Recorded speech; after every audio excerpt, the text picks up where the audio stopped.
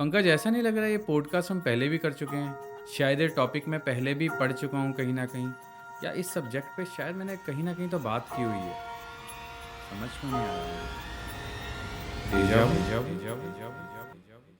दोस्तों, क्या आपको कभी ऐसा लगा है कि आप किसी जगह पे गए हो और आपको लगा हो कि यहाँ पे आप पहले भी आ चुके हो, या फिर आपके सामने से कोई व्यक्ति गुजर रहा हो और आपको ऐसा लग रहा हो कि आप इससे पहले मिल चुके हैं, और जब आप अपने दिमाग पे बोझ डालो तो आपके हाथ कुछ ना लगता हो, मतलब आपको कुछ याद ना आ रहा हो कि मैं इससे कहाँ मिला हूँ, या इस जगह पे मैं पहले यहाँ कैसे आ चुका हूँ। दोस्तों, ये एक थ्योरी है। अगर हम बात करें साइंटिफिक तरीके से तो इसके अलग पैरामीटर हैं। अगर हम बात करें हिंदू धर्म को जोड़ें इस इंसिडेंट्स को लेके, तो इसकी एक अलग ही कहानी सामने आती है। हम लोग स्टार्ट करते हैं हिंदू धर्म में इसकी क्या मान्यता है। तो ऐसे कहा जाता है कि इस जन्म में हमारे दिमाग में कुछ एक प्रिंट रह जाते हैं हमारे पिछले जन्म के, यानी कि ये एक ऐसी कार्मिक क्रिया है जो हमें बार बार रिमाइंडर देती है कि हमें बुरे काम नहीं करने, या बुरे काम जो हमने पिछले जन्म में किए हुए हैं वो इस जन्म में हमें नहीं दोहराने हैं। तो ऐसा कहा जाता है कि हमारे दिमाग पे कुछ एक पद चिन्ह छपे रह जाते हैं हमारे पिछले जन्मों के कर्मों के, जिस वजह से हमें ये चीज़ें रिमाइंडर कॉल्स आती हैं। हमें ऐसे लगता है कि हम ये चीज़ पहले भी कर चुके हैं। इसी तरह एक और थ्योरी बताई जाती है पैरेलल यूनिवर्स की। ऐसा कहा जाता है जैसे संसार जैसा यूनिवर्स यहाँ है, सेमा सेम एक ऐसा ही यूनिवर्स और भी है जो कि हमारी तरह ही काम करता है। हमारी जो इंसिडेंट होते हैं उस यूनिवर्स में भी वैसे ही इंसिडेंट होते हैं। और ऐसा कहा जाता है कि जब दो एक्टिविटीज़ हो रही होती हैं दोनों यूनिवर्स में, मतलब कि अगर आप मानिए यूनिवर्स ए में मैं आज पॉडकास्ट कर रहा हूँ, तो हो सकता है कि मेरे को ये रिकॉल आ रहा हो कि ये चीज़ मैं पहले भी कर चुका हूँ। ये इस वजह से आ रहा है क्योंकि यूनिवर्स बी का जो टाइमिंग है वो शायद कुछ एक सेकंड फ्लक्चुएट कर रहा है, मतलब आगे पीछे चल रहा है, जिसकी वजह से जब मैं दूसरे यूनिवर्स में जाता हूँ तो मेरे को इमीडिएटली रिकॉल वैल्यू होती है कि मैं अभी अभी ये काम कर चुका हूँ, या फिर ये काम मैंने पहले कभी किया है। पैरेलल यूनिवर्स की थ्योरी को भी इसके पीछे एक बड़ा कारण माना जाता है। सो अब आते हैं इसके साइंटिफिक रीजन पे। साइंटिफिक रीजन एक अलग ही थ्योरी बोलता है। इसमें बताया जाता है कि टेम्पोरल लोब एक माइंड का पार्ट है जिसकी वजह से ये सारी एक्टिविटी होती है।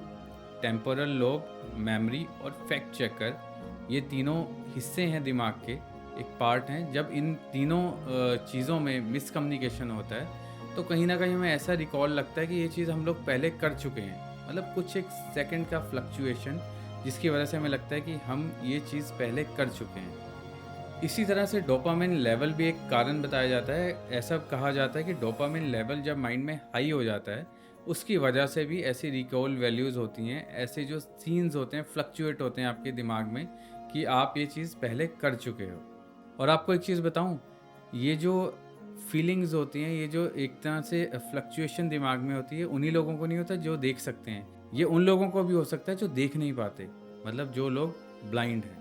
अब मैं आपको एक बहुत इंटरेस्टिंग केस स्टोरी बताता हूँ जिससे चीज़ें आपको और भी क्लियर होंगी। 23 साल का एक लड़का जो कि ब्रिटिश यूनिवर्सिटी में पढ़ता था, उसको अचानक से एक आभास होना शुरू हो जाता है कि जो वो चीज़ें कर रहा है वो पहले भी कर चुका है। समहाउ उसको ये रिकॉल वैल्यू होने लगी, उसको एक इंडिकेशन आना शुरू हो गया कि ये चीज़ तो मैं पहले भी कर चुका हूँ। ऐसे आभास उसको 8 साल तक होते रहे। यूनिवर्सिटी के रिसर्च डिपार्टमेंट को भी लगा कि ये कुछ अजीब सी घटना है जो इस लड़के के साथ हो रही है, तो उन्होंने भी डिसाइड किया कि हमें इस पर रिसर्च करनी चाहिए। लगातार उस लड़के पे 8 साल तक रिसर्च की गई और सामने आया ये साइंटिफिक रीजन जो कि मैं आपको पहले बता चुका हूँ। तो ये कहानी है डेजा वू की, कुछ एक रीज़न जो कि साइंटिफिक तरीके से या फिर हमारी हिंदू सभ्यता के आधार पे बताए जाते हैं कि किस तरह से हमें पुराने जन्म के आभास आते हैं, या फिर हमें लगता है कि ये चीज़ें हम पिछले जन्म में कर चुके हैं, या फिर ये चीज़ें हमारे साथ पहले भी हो चुकी हैं। अब मैं आपको डेजा वू के अपोजिट एक अलग सी चीज़ के बारे में बताता हूँ, जैमे वू। जैमे वो एक ऐसी स्थिति होती है इंसान की जब कोई व्यक्ति किसी इंसान को रेगुलर कुछ टाइम तक देखता रहता है और एक एंग्जाइटी लेवल, एक प्रेशर माइंड पे क्रिएट हो जाता है, तो बाय डिफ़ॉल्ट उसके माइंड में एक रीसेट बटन ऑन हो जाता है, जिसकी वजह से वो इमीडिएटली वो सारी चीज़ें भूल जाता है कुछ टाइम के लिए जो उसने की होती हैं। इसका रीज़न बताया जाता है कि ब्रेन में जो न्यूरॉन टायरनेस की वजह से अचानक से एक बटन दब जाता है, प्रेस हो जाता है, जिससे कि सारी की सारी मेमोरी रीसेट हो जाती है।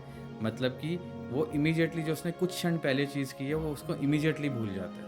ये एक रीज़न एंग्जायटी भी हो सकता है, ओवरथिंकिंग भी हो सकता है, या फिर आप किसी चीज़ को बहुत स्ट्रेस दे के सोच रहे हो, दिन रात उस पे प्रेशर लगा रहे हो अपने माइंड पे, तो ये चीज़ें निकल के सामने आ सकती हैं। या फिर आप अपने दिमाग पे रेगुलर जोर दे रहे हो, तो ये चीज़ें आपको आभास हो सकती हैं। तो दोस्तों, ये थे 2 फैक्टर, डेजा वू और जैमे वू के, कि किस तरह से इसकी एक साइंटिफिक थ्योरी है और किस तरह से हिंदू धर्म में इसको सेग्रीगेट किया गया है। क्या है आपके विचार इन दोनों प्रतिक्रियाओं के बीच, इन दोनों आभासों के बीच? क्या सोचते हैं? अगर आपके पास कुछ इंटरेस्टिंग जानकारी हो या आपके साथ भी कभी ऐसी कुछ घटना हो चुकी हो, तो प्लीज़ कमेंट बॉक्स में शेयर ज़रूर कीजिएगा, और आपके पास कुछ और एडिशनल इन्फॉर्मेशन है तो बताइएगा ज़रूर। Thank you so much.